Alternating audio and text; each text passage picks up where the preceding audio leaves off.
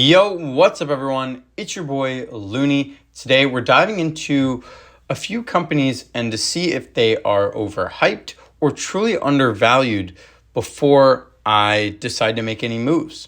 I'm going to break down a few stocks, and those are going to be OSCR Health, Robinhood, HIMS, and then I'm going to group PLTR, SOFI, and Tesla all together.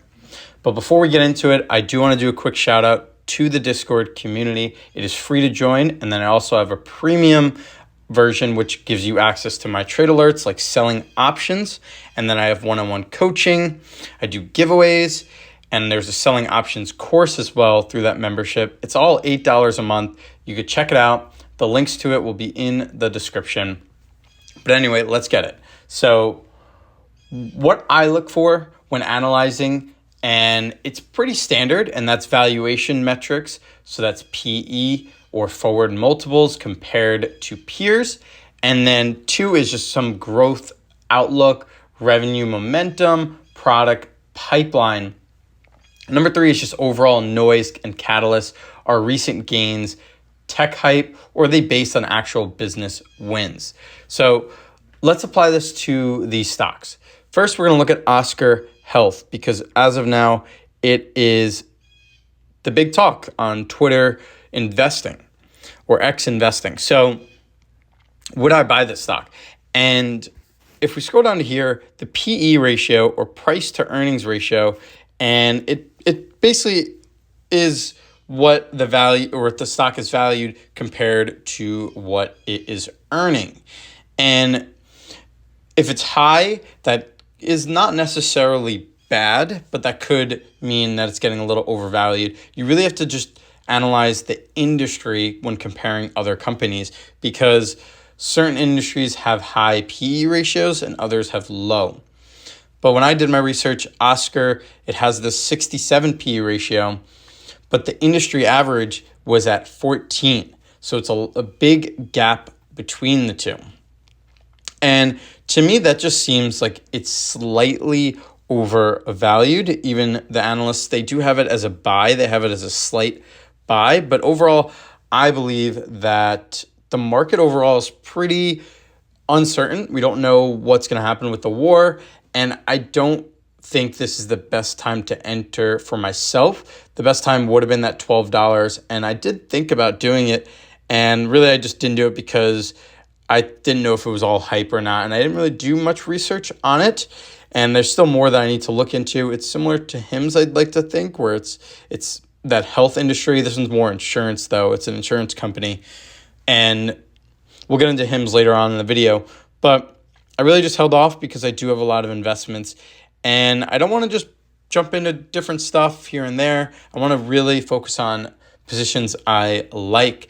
And that's why I'm going to go over to Hood, because this is a stock that I am buying.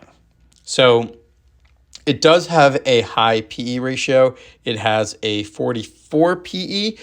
And actually, the industry is at 70. I'm surprised Robinhood doesn't have this on this app to compare, but the industry average, when I looked at the MSN, so that website, it showed that the P ratio industry was an average of 70.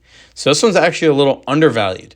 Now, also the price to sales is pretty high, and although that can indicate that it has high expectations, which I do believe that Hood can reach $100 or $200, which is, I think, pretty later down the line. I'm not saying short term, but it also could indicate that it is slightly overvalued with high price to sales. So what I'm doing is I'm slightly buying. I'm buying every day $2, very small, and this is a very beginner friendly if you're new to investing.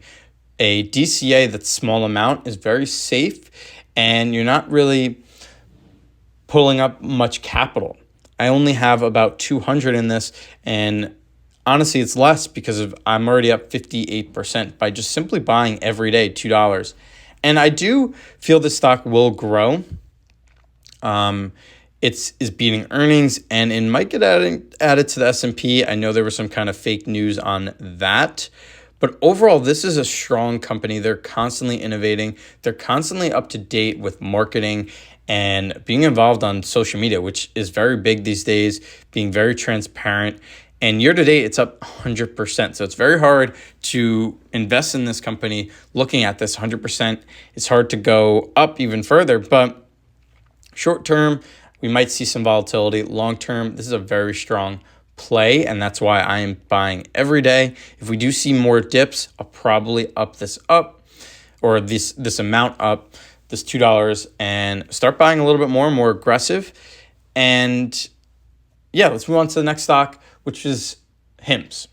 Now, this is a big talk as well, and I'm slightly invested into this stock. I'm not really directly. I'm doing option trades. I have a put credit, mostly because of the hype, and also I was looking at the technicals, not really the fundamentals of this stock, and the technicals were showing that it was slightly due for a push upwards. And because of that, I put a small position of a put credit spread, basically saying I believe this stock's going to be above $47 in the short term.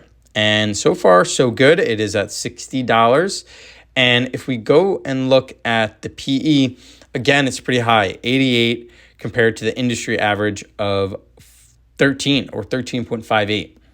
And the other ones are like UNH, that is pretty low, 12.93. So it's another one that I am holding off from. I know this is a very hype stock, and this could jump up at any moment. It's very volatile. I really like it at that 50 range. I think there's some good support there. And that doesn't mean it can't go below that 50, but in the term right now, or the short term, it is looking like that 50 is that support. And that's probably where I would look to get in, is at that 50 range. So maybe even sell a put at that 50, and that would cost around $5,000, which is a lot, but Delta has it a 17 chance in the next month that it'll get that. You'll collect 155, and you have to put up around 5,000 in capital. That's what I'd be looking at. And that's also if you have a big portfolio. I wouldn't use all your money, go all in on HIMS, even though it is a great stock, but it is another stock that is up 147% already year to date. So it's very hard to look at this and decide to go more. And let's go to another one that I'm invested into, and then I'm going to look at two that I am not. Well, actually one of them I'm not, but I'm not actively investing. But SOFI is one that I am, and I have 400 shares. I have a few covered calls, a few credit spreads, and I have one long-term buy call. So I'm pretty bullish on the stock. I have some hedges to the downside on it. And if we look at the PE ratio of this stock, it is at 36 right now, PE, and the industry average is at 8. So I think that's a very good close competitor. So it's not like it's too high where it's showing that it's overvalued, but it's also not too low where it looks like is being outcompeted by other companies. So I think this is in a very good spot. I wouldn't go all in as well. If we're looking at Robinhood as a hold, and I'd probably have it as a hold too, maybe a little bit of a buy, but we do need to see some volatility for me to actually want to buy, because we just saw it go up 6%, and in the past month it went up 10%. Year to date, it is still at 2%, so it looks a lot different than these other stocks that we were previously showing, and that's why I am just holding off again, and I am just doing selling options on this. Maybe if we go down to that $11, which I don't know how likely that will be, I will start aggressively buying. If we go back to that $11 or even $12, I'll start selling more puts. But overall, I like my position. I'm already up 35%, but that doesn't mean this is a bad investment. If I had zero SOFI, I still would be selling puts. I'd probably do at that $14 and just do very light trades. And then if it goes and hits that assignment of 14, I do another $13, just constantly going down and dollar cost averaging by selling options. But yeah, if you go to this $14, it is at 24 delta. So basically a 24 chance of it happening. And if we look at the Bollinger Bands and it is slightly towards the upside on a yearly basis, still towards the upside. And I know there's a few other ones. If we put in the moving average of 200, this is a very long-term basis of things. The past 200 days, it is overvalued as well. The moving average at the 200 has it down here. So that's really what I'm waiting for. I'm waiting for the stock to drop to aggressively buy it. Doesn't mean this is a bad investment. Just for myself and my portfolio, there's no need to rush into it. And right now I'm just holding cash. I'm selling puts on other stocks like Mara and Riot. We're not going to go over those too much, but I do like selling options on those because of the premiums. But let's group these three stocks together, and that's Palantir and Tesla. So Palantir, I am personally staying away from. I saw this stock at 20 and I didn't buy it because I make mistakes sometimes. And this is another stock that is up 83%. Its PE ratio is at 600. I'm not even sure what the industry average, but just looking at 600 PE is wild. I know this stock is very strong, and you will definitely see support if this starts to sell off. But overall, I am holding off because I don't think the risk to reward is worth it. Even if this stock goes to 200, which it can, but if this stock goes to like 80, I don't want to risk that. I don't want to risk that possible loss when there's other investments out there. 1 year, this is up 420%. That doesn't mean this isn't a strong company, because it is. It is very strong. It has a market cap of 300 and it's on the S&P, and it's really just one of the top stocks, but I do feel it is a little overvalued. We could see here that it has it as hold, and I agree. If you have this stock, I would definitely hold, or even just maybe sell off some profits. I don't think selling off is a terrible idea, but I'm just reading here at the Morningstar with what the bears are saying. I think this is a very good company. I don't think it is. If you have it, definitely hold it. If you're looking to get into it, I think I would hold off. That's what I'm doing. I'm definitely holding off on that stock. And then if we go over to Tesla, this is another hype stock. It has definitely cooled off from the hype it had with past years. But year to date, it is still down, which is pretty crazy. Its PE ratio is 177, slightly high, but I do think it is pretty fairly valuated. And I stopped buying into it just because I feel there's other investments that are worth it, that I can get better returns. And I do want to see it go under 200. This 250 is really where I like to start buying, and that's kind of where I like seeing it. And when it gets above a 300, I get a little concerned of where it's going. And I actually ended up selling a lot when it was pretty high up. I'm just going to try and find it real quick. Yeah, so I sold at 437. I took $200 out, and I do like this stock, and I was planning to have it as my long-term play, but I do feel as it just jumped up a little too much, especially early in December when the new administration came into office, and that's kind of when I sold off. But overall, I do like this stock, and I do think it's a good long-term play, but there is a lot of noise going on with Tesla. Don't think it's a bad investment, just simply holding off on things.